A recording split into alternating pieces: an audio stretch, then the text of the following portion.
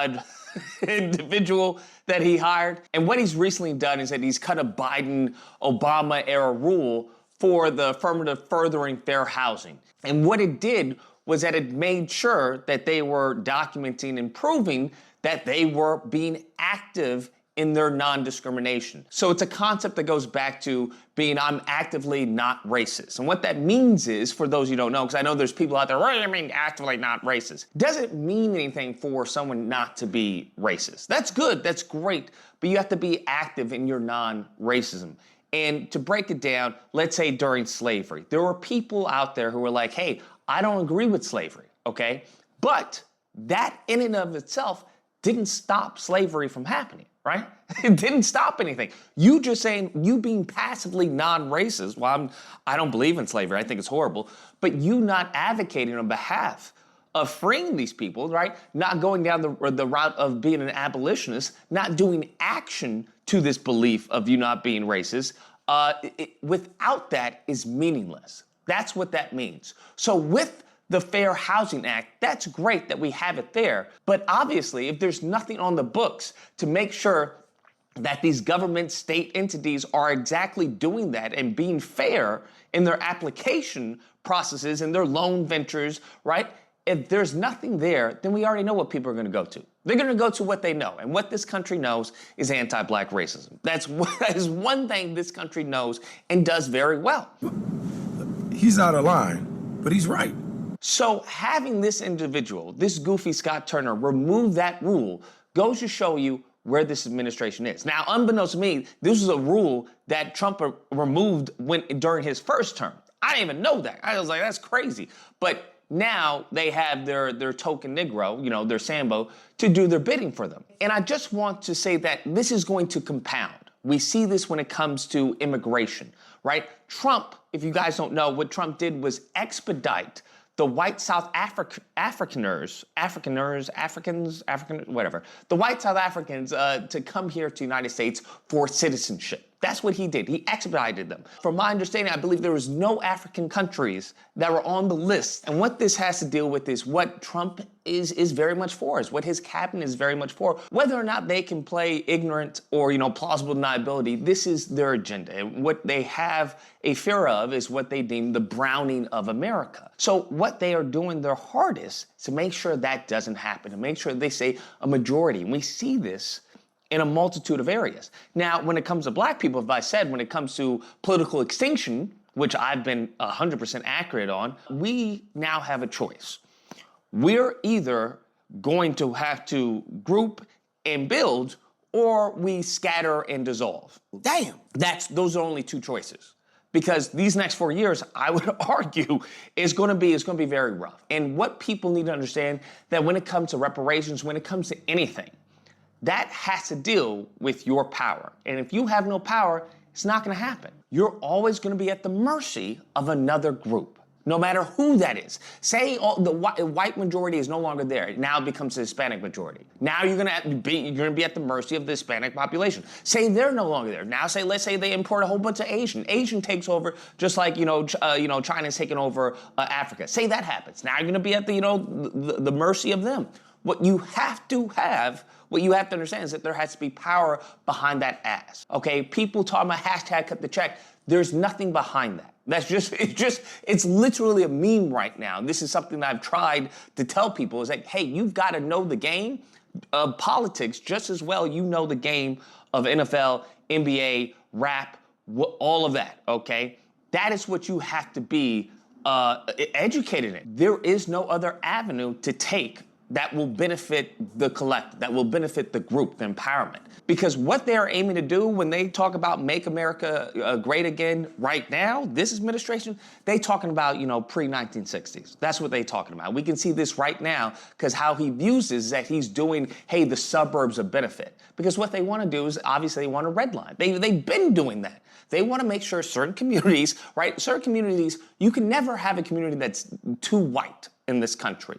You can't have a community that's too black, okay? So once you have certain communities, that's exactly what they do. Hey, we want to keep this community here. But they will go into, our communities and gentrify it. And they see that as, well, we're helping the community. We're investing in the community. That's where the whole hustle, when it came to the first administration, that I didn't see, but the whole concept of, these millionaires and these companies, putting money into the communities.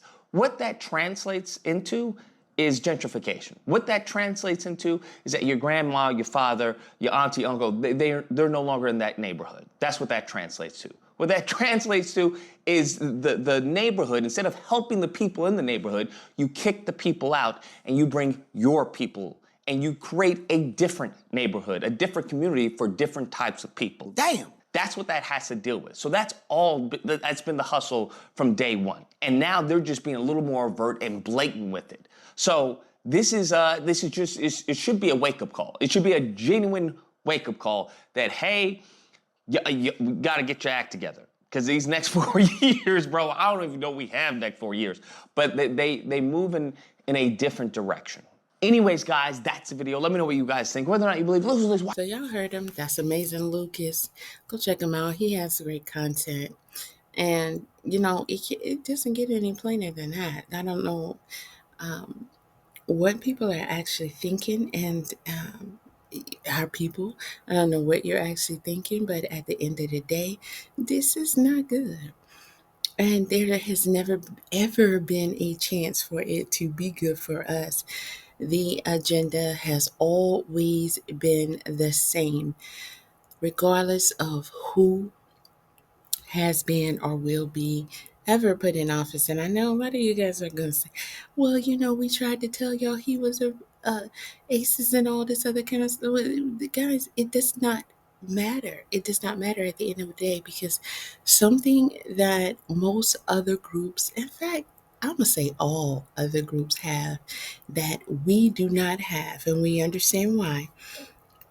Nonetheless, we do not have it, and that is the utmost priority of self-preservation. We do not have that. It is on the worst levels of our own people, and it is very serious for us. It can't be put any plainer than that. I've been saying this for years. He's been saying this for years. And just because you don't see us hollering, screaming, crying, being very overly dramatic, hey, at some point, maybe one or both of us have done that. And maybe others have done that. I don't know. But whatever it is that it's going to take for our people to do what they need to do, it's going to have to come from within. It's going to have to come from within yourself. It's going to have to come from your ancestors. Every generation has their work to do. Okay. The ones before us, did they do their work? In my opinion, no. Did we do our work? Absolutely not. The ones after us, are they doing the work? Well, we are. Come on now. That is, the answer is not going to change. It's not going to change at all. But the illusion that we have allies somewhere is really weird and uncomfortable. And there is no place at all in this system that accommodates us properly, nor will there ever be. And any people who present themselves as being representatives, arguably, for us, I would like to challenge that, because like the Amazing Lucas has stated, you have to create a group of power and you have to abide by the rules. And it's just, it baffles me how, there have been years and years of us doing the same things.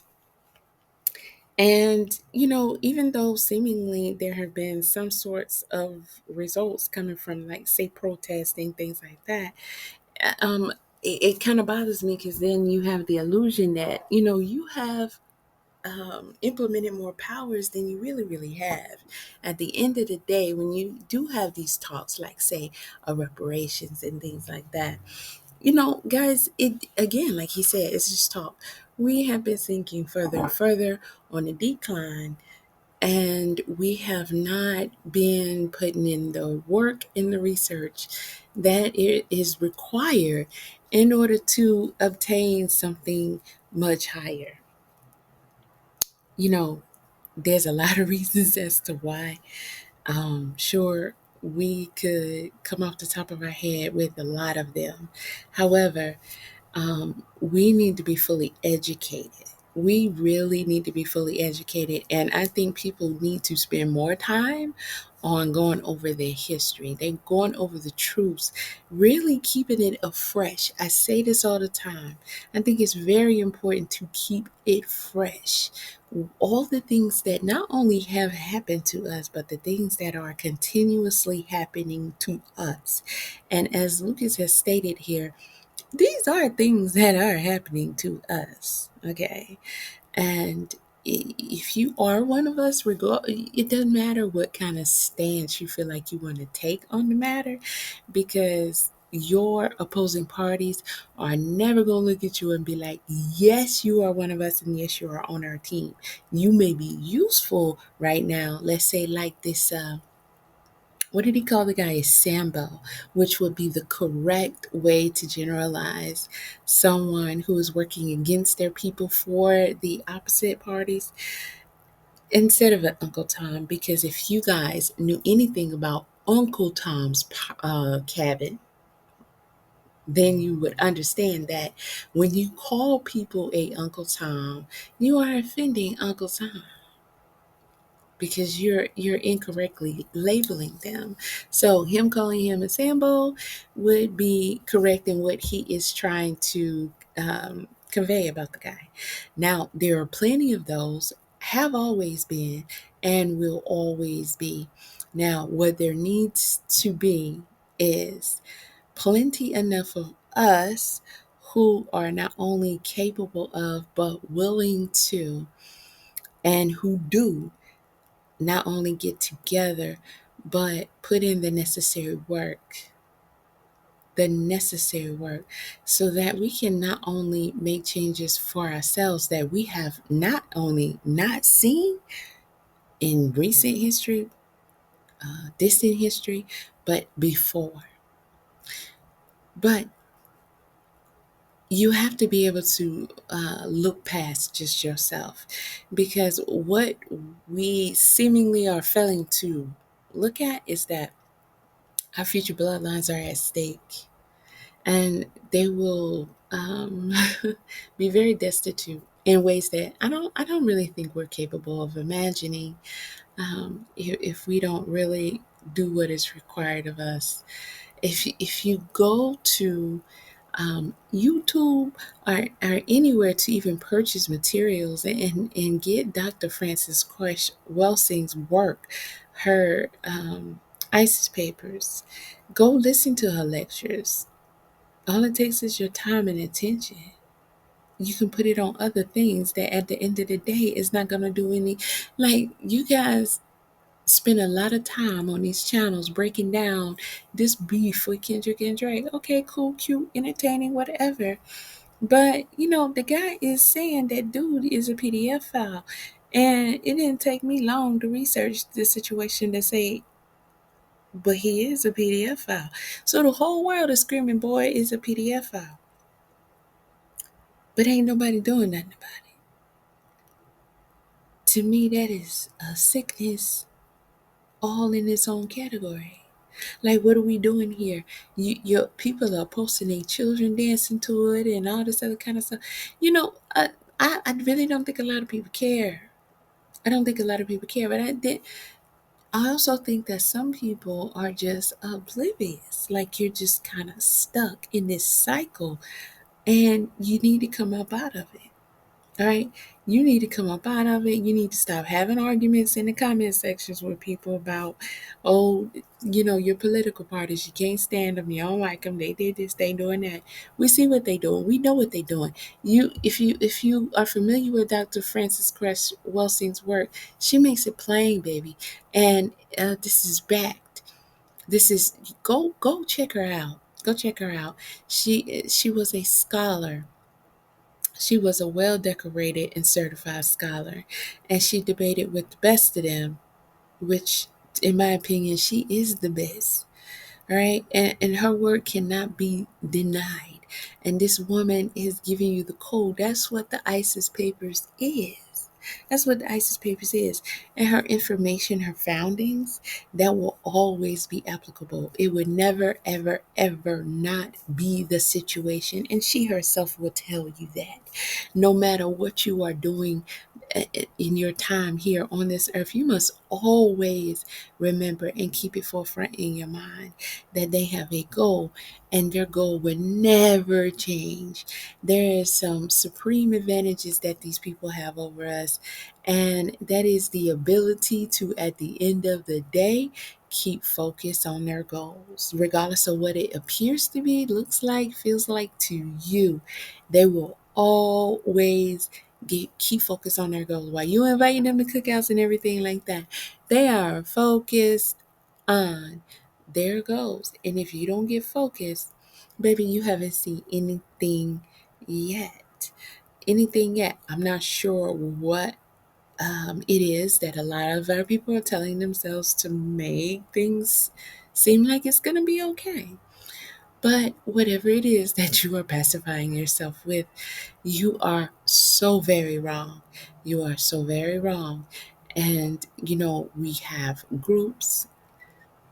I don't want to pull out any names because, a lot of people might take it the wrong way.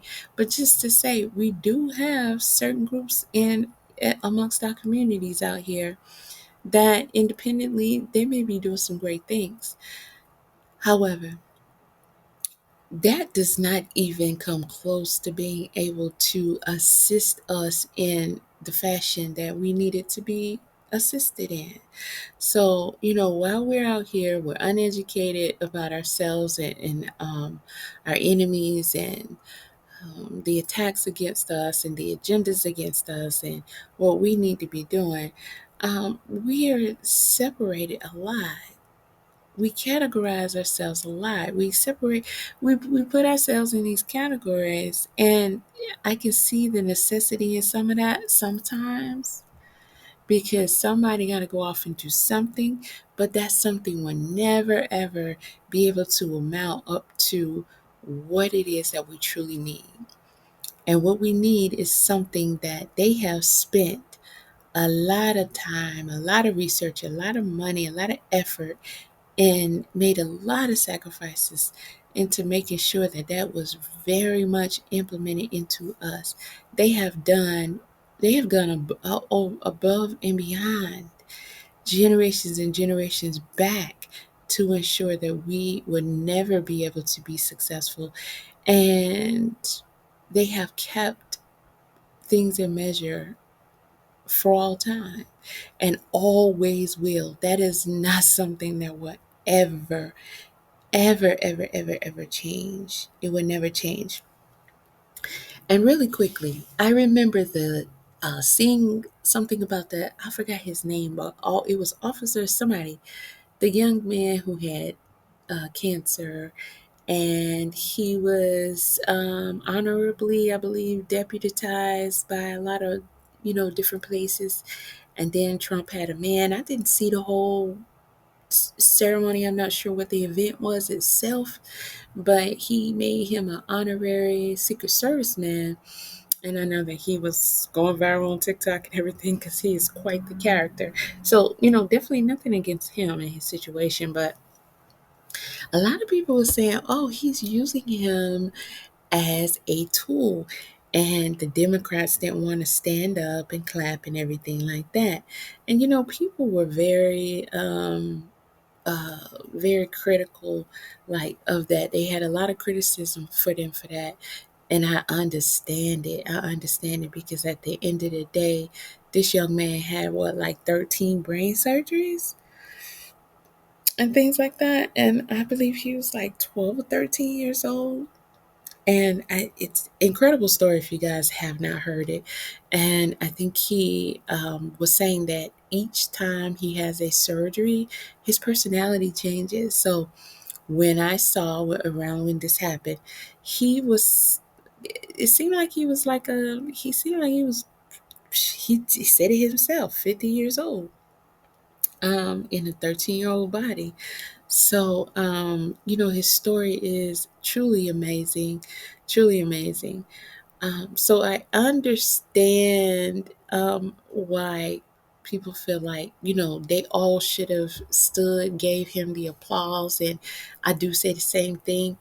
But I also do still understand why the Democrats were so adamant that they could not applaud what Trump is doing, because at the end of the day, they are looking at the larger evil. So the 48 laws of power are going to be in play regardless. And they see things for what they really are. That is one of the laws, right? And this is also something that 50 Cent, when he wrote the 50th law with Robert Greene, they made that one of the 50th laws. You see things for what they really are. And that's what the Democrats were doing. That's what the Democrats were doing. That is something that we must be able to do. See things for what they really are. Whatever their interpretation for what something is, that is how they are going to see it. That's how they are born and bred. That is survival for them. Okay? Most, if not all, groups take heed and for themselves. Self-preservation, survival, that is their very first and foremost priority. That is not the same thing for us. We move differently, and that has been something that has been embedded in us. When we look at and we observe and we gain our own interpretations of why and how other people are moving, unfortunately, we are at a great disadvantage there on our judgment. We tend to judge them based upon the way we were conditioned, and they are not like us. They are not like us. Nobody's like us. You guys say it a lot, but I don't think you really take into account what that truly means. And you should. And you should implement that on a daily basis.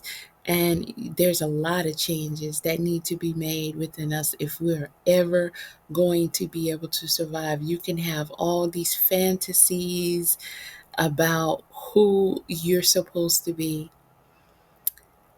It amounts to absolutely nothing. Absolutely nothing if we are not ever able to do what we need to do to save ourselves and to redeem and recover what we need to redeem and recover. Period. Period. Y'all can do all this breaking down and focusing in on this Super Bowl performance and all like that. And yes, Trump was watching.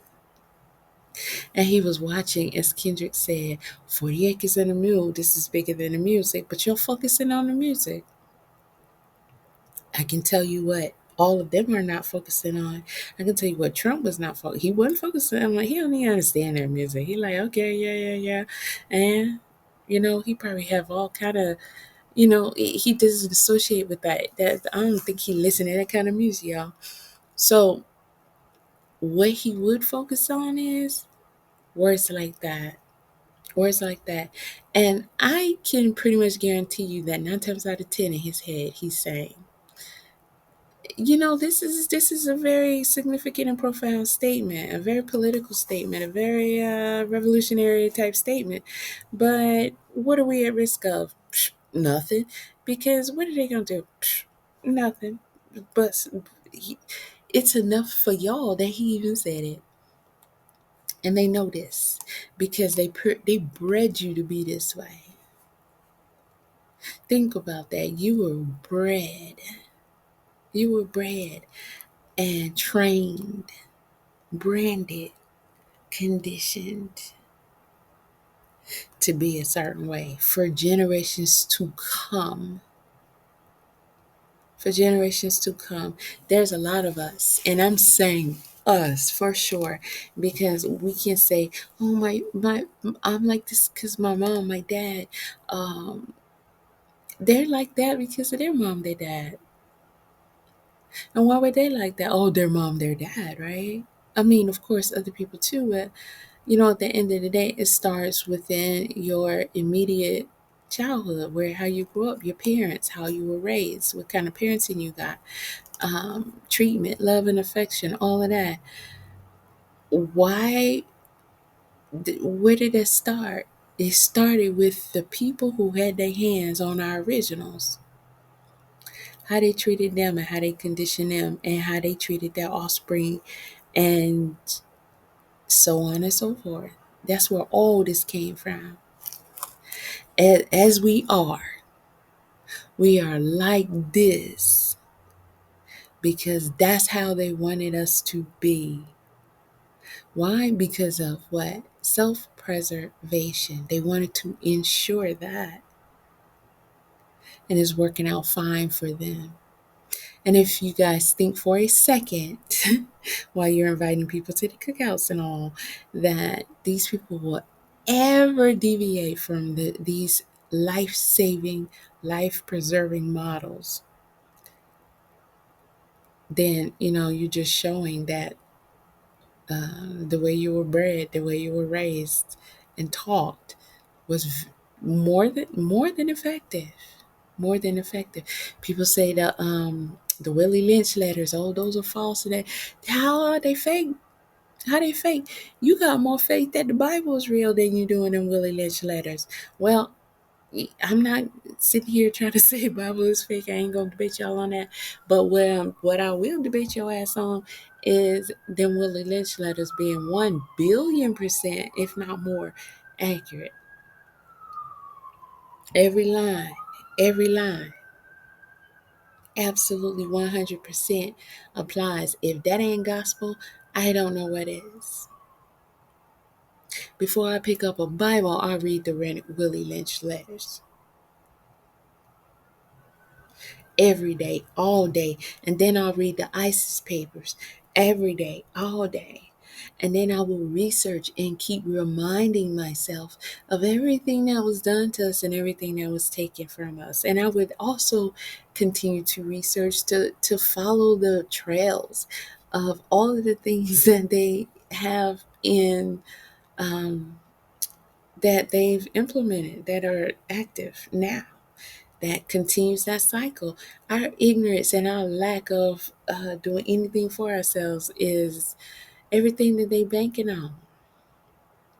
It's what keeps them able to do it so freely and easily. And we not only do not oppose anything, we sample right into it. We sample right into it. Why do people sample? All kind of reasons.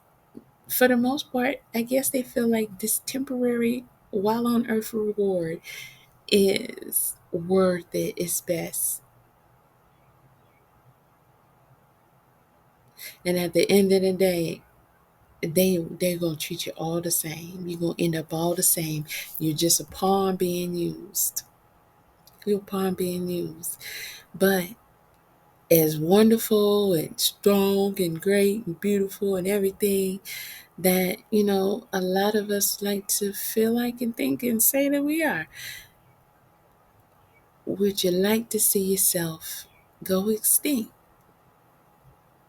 Seems like that's a yes. From your actions, seems like that's a yes.